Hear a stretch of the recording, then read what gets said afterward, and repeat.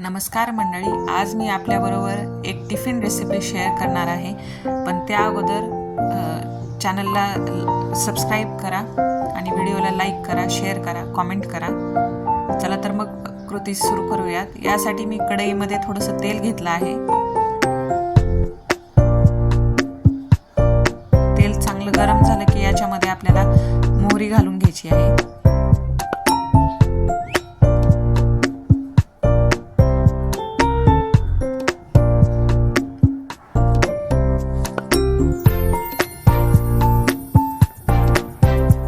चांगली तडतडली की आपल्याला जिरे घालून घ्यायचे आहेत.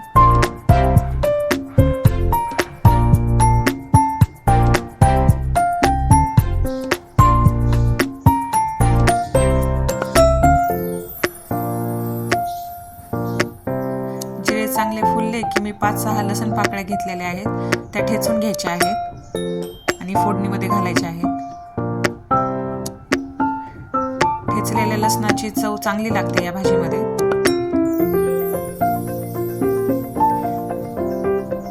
स्वच्छ धुवून कापून घेतलेली मेथीची भाजी याच्यामध्ये घालायची आहे. भाजी थोडीशी परतून घ्यायची आहे फोडणीमध्ये आणि याच्यामध्ये आपल्याला मुगाची डाळ घालायची आहे. मुगाची डाळ मी 10 मिनिट अगोदर पाण्यामध्ये भिजत घातली होती. डाळ आणि भाजी आता मिक्स करून घेऊया.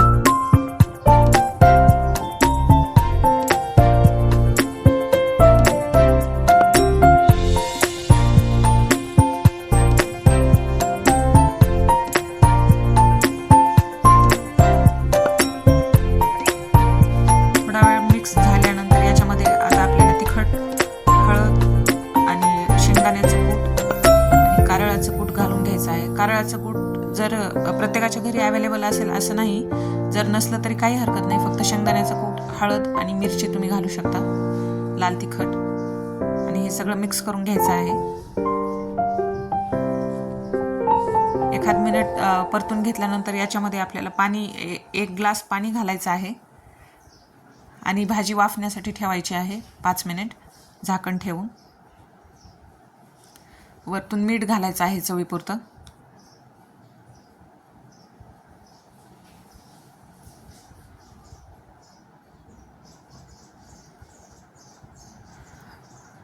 मीठ घातल्यानंतर 5 मिनिटासाठी भाजी आपण वाफण्यासाठी ठेवून देऊ.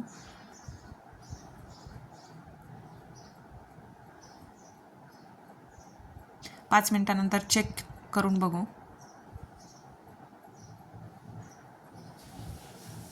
थोडी डाळ कच्ची वाटली म्हणून मी आणखी 2 मिनिटासाठी झाकण ठेवलं होतं. तर इथे बघू शकता तुम्ही, डाळ चांगली शिजलेली आहे. आता गॅस बंद करूया.